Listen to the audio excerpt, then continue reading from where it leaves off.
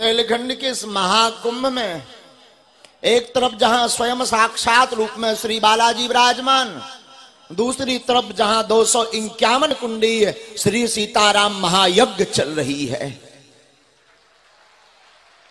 महाकुंभ इसलिए कहा कि भारत के अपितु भारत के ही नहीं पूरे विश्व के अद्वितीय विद्वान प्रज्ञा चक्षु धर्म चक्रवर्ती पद्म विभूषण रामानंदाचार्य जगत गुरु तुलसी पीठाधीश्वर पूज्य गुरुदेव भगवान 9 दिन तक यहाँ हनुमत चरित्र करके कथा की धारा प्रवाहित करवा रहे हैं।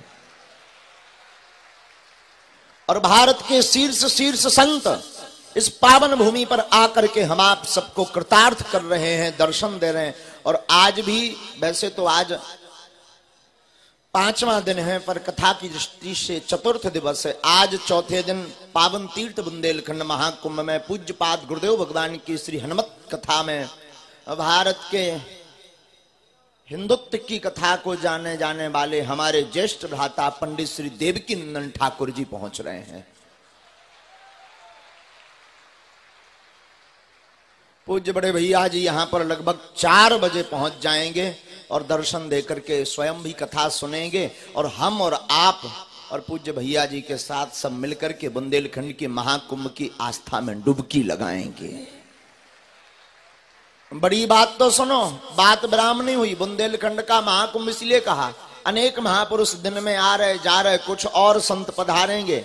साथ ही साथ ये तो हो गई संतों की बात, राजनीतिज्ञ भी पधार रहे। पर आज फिल्म जगत सिनेमा के सुप्रसिद्ध अभिनेता, हमारे बड़े स्नेही शिष्य, हमारी बड़ी आत्मा, जिन्होंने आप सबने उनको खूब टीवियों पर देखा होगा, गोविंद नामदेव जी, जिन्होंने विलन का खूब रोल किया है, वो भी 4:30 बजे यहां पर डुबकी लगाने आ रहे हैं। और शाम को बात यही ब्राह्मणी हुई, पूज्य गुरुदेव की कथा सायं 4 बजे से 7 बजे तक होगी। और रात्रि 8 बजे इसी पंडाल के सामने सांस्कृतिक मंच पर, इसी पंडाल में सायंकाल रात्रि 8 बजे से भारत के सुप्रसिद्ध कवियों द्वारा आज काव्य पाठ पढ़ा जाएगा,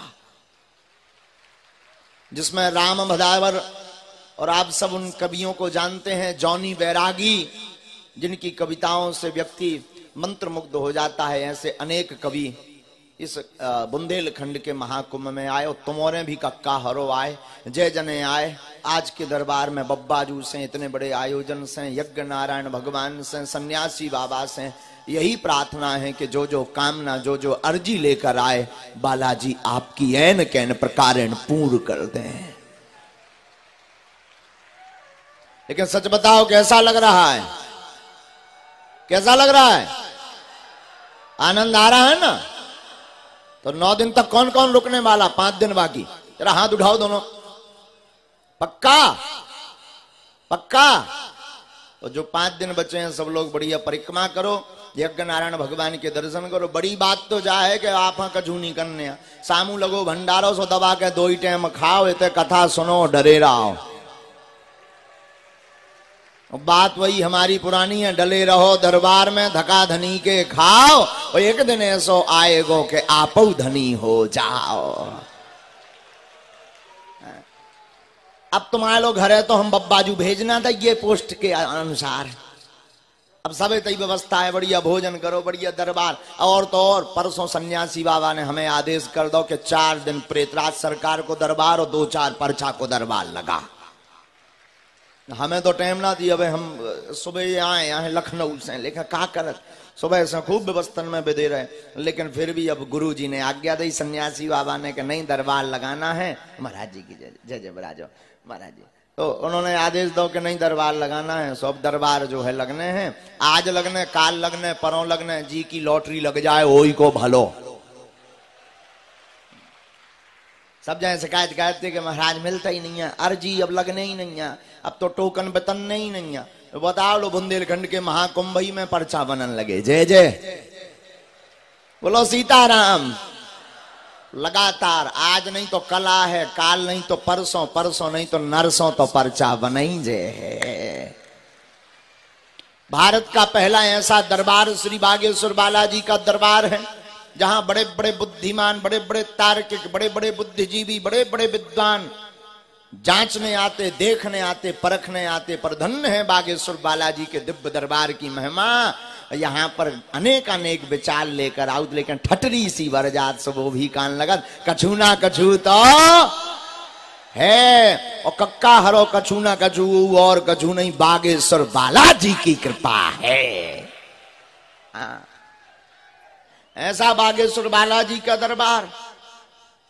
हम लगभग 10 साल से यहाँ पर गुरु जी की सेवा में हैं, बागेश्वर बालाजी की। भैया हरो, हमने अपनी आंखन से देखो कि लाखों भक्त रोते हुए आए, पर धन्य है बागेश्वर बालाजी की कृपा, यहां से हंसते हुए गए।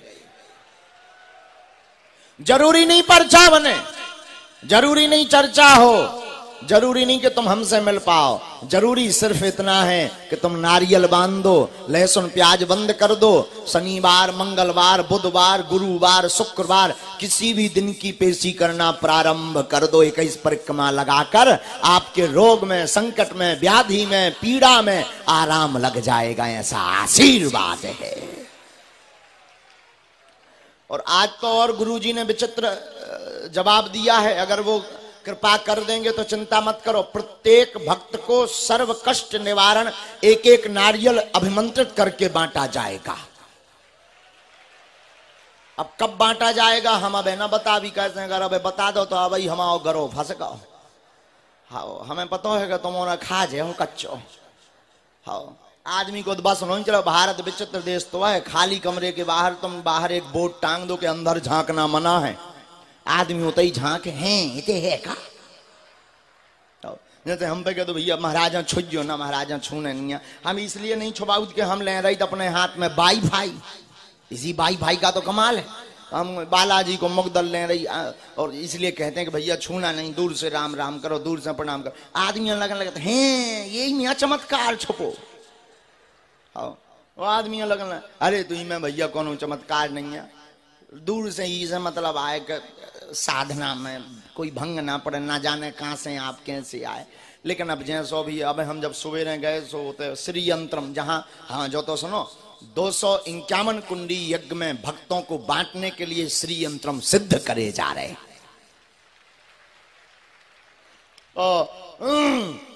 का भाव के हम गए सुबह दर्शन करवे और हमने तनक रेलिंग में एक जन से पूछ दो हाथ ऐसो करके कहां से आए, एक ने पकड़ लो हाथ, अरे हम कहीं छोड़ हाथ ना पकड़, कछूते गलत इच्छा से तो नहीं पकड़ लो, लड़काओं में बड़ी मुश्किल से जोड़ो, हुए लगो कि इनके चमत्कार छुबे ही में आए। छूने में कोई चमत्कार नहीं, असली चमत्कार तो बागेश्वर बालाजी के चरणों में है।